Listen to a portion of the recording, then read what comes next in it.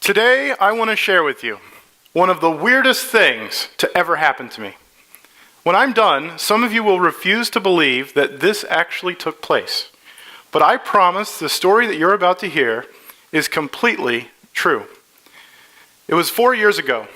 I was living in an economically depressed part of the Midwest. I was helping people there start businesses in order to revive their local economy. It was a cold and snowy day. An old man with no appointment walked into the lobby of our building and said that he had an idea for a business and that he wanted to talk to someone about that. I invited him in, he had a seat, and there was an awkward pause. Finally he said, "I've invented something." "You've invented something?" I said. "Okay, what have you invented?" There was a longer pause this time.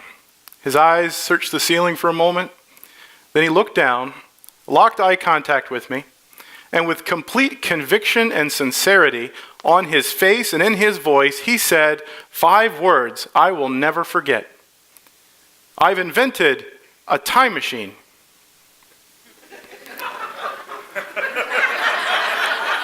A time machine, I said. "Okay, so you mean that like sort of a metaphor. You've invented something like a time machine." No, he said as if I just weren't understanding him. "I've invented an actual time machine. You know, you get in it, travel through time." At this point, I'll admit, I considered calling security. Then I realized the sad truth that we didn't have security. There's a wonderful TEDx talk by Ernesto Sorelli, an Italian economist. And Ernesto says that the best way to help an entrepreneur is to shut up and listen to them. So that's what I did. I shut up and I listened to this man talk about his idea for a time machine for 2.5 hours. When he was done, he handed me his business plan, he thanked me, and then he got up, walked out the door, and back out into the snow. I had a few questions on my mind after he left. Had that really just happened? Did a guy just walk in here and tell me that he had invented a time machine? Were my coworkers playing some kind of trick on me, putting this guy up to this, because they know that I sometimes meet with some of the more, shall we say, interesting inventors in the area? Finally, I realized that this man had been real, and that as unusual as he was, there were 2 things that I could really appreciate about him. One, someone in this small Midwestern town where nothing ever seemed to happen had finally had an out-of-the-box, innovative idea. And 2, this man had been so passionate about this idea that he was brave enough to share it with someone.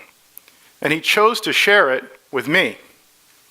I thought more about him in the days and weeks to come, and finally, I arrived at my own epiphany, my own great Scott moment, when I realized that people in even the smallest of communities shouldn't be afraid to have crazy ideas and to share them with random people. In fact, if everyone in a community shared the ideas they thought were crazy, at least some of those so-called crazy ideas might flourish. And those ideas could collectively turn a small town's economy around. My encounter with this self-proclaimed time traveler also reminded me of a quote by the famous management author Peter Drucker. Drucker once said that business was fundamentally about just 2 things: innovation and marketing. What I'm proposing to all of you today is that the future of our local economies is based on those 2 things: innovation and marketing. Innovation in coming up with something new and valuable, and marketing and telling about that to other people.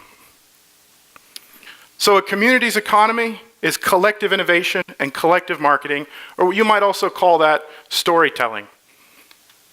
And I think other things are factors, but nothing else matters more than this. You see, when a company is failing, a lot of times they'll blame external factors. Well, the economy is not doing well, or our competition is getting the better of us. Those things are all factors in a company's success, but what determines a company's success more than anything is their own ability to innovate and tell a great story. So how do we use this idea of innovation and storytelling to actually get our economies back to the future? Well, here are the 5 steps to get your local economy back to the future. As communities, we have to seek innovators. We have to help innovators synergize with one another. We have to support innovators, streamline the process by which they bring their ideas to life, and we have to share the stories of innovation both in our communities and with the world. Step 1, seek. The truth is, innovators already exist in every community. Show me a community that you think is devoid of innovation, and I'll show you someone tinkering on an idea in their garage. Someone on a factory line who's discovered a more efficient way of doing something. Someone working on an internet business quietly from their home, or someone at the very least who's had $1 million idea in their lifetime. As communities, though, we have to seek innovation because sometimes innovation is forgotten. Sometimes it's suppressed. And sometimes, of course, innovation is just waiting to happen in our communities. Innovation forgotten. I was once in a small town where someone told me, nothing's ever been created here. Somehow I doubted that. We went onto the U.S. Patent and Trademark Office website, put in their zip code, and found that 100 years earlier, someone had invented a new rail tie and a plow attachment in that community. I'd encourage all of you, go to the USPTO website, put in your zip code, see what's been created there. All of our towns have a history of innovation. Some of them just have trouble remembering it. Sometimes by dusting off something old, we can discover something new. Innovation suppressed. One of the things that I enjoy most about my job is each year doing a high school business plan competition. I'm actually in the middle of doing that right now. Last year I went to a local high school to talk about the competition, and afterwards a student came up to me. He said that he had had lots of great business ideas, but that his parents and his teachers had always told him that those ideas were kind of silly and to concentrate instead on his schoolwork. Sadly, he said that my coming to his class was the first time anyone had ever asked him for his ideas. So many communities wonder why kids leave after they graduate. Is at least part of it because we're not listening to their ideas. One of the greatest TED Talks of all time is entitled, "Do Schools Kill Creativity?" by Sir Ken Robinson. And I would agree many of them do, but our communities suppress innovation also. Innovation just waiting to happen. Sometimes in order to discover innovation in your community, you just have to train yourself on how to look for it.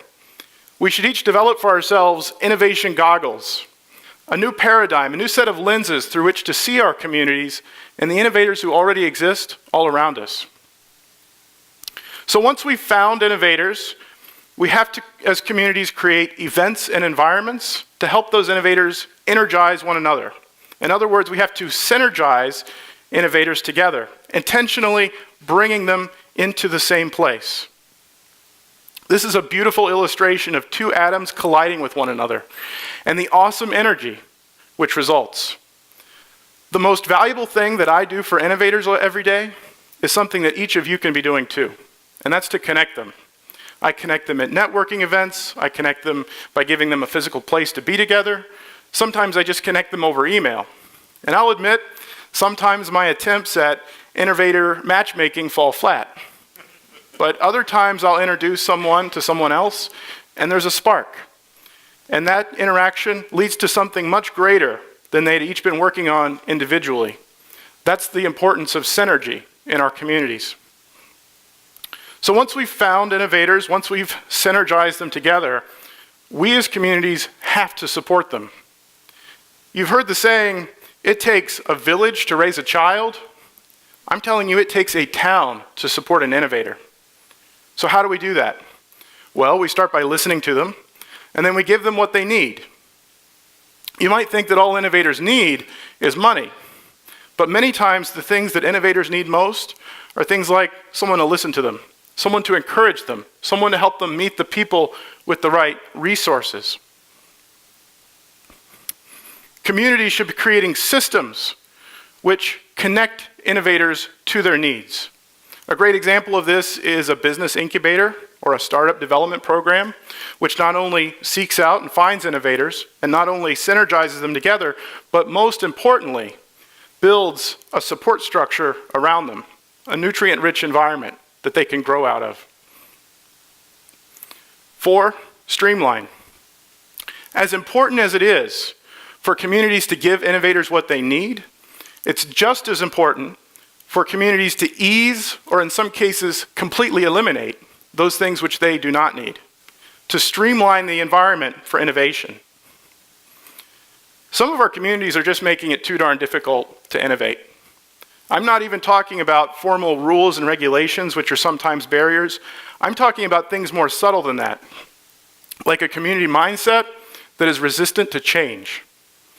Resistance to change, those are important words when we talk about innovation.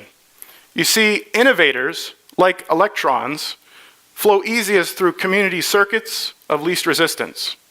For that reason, we have to minimize the resistance, streamline the environment in our schools, in our nonprofits, in our companies, in our local government, throughout every facet of our communities. If you've ever been in a maze, you know how frustrating those are.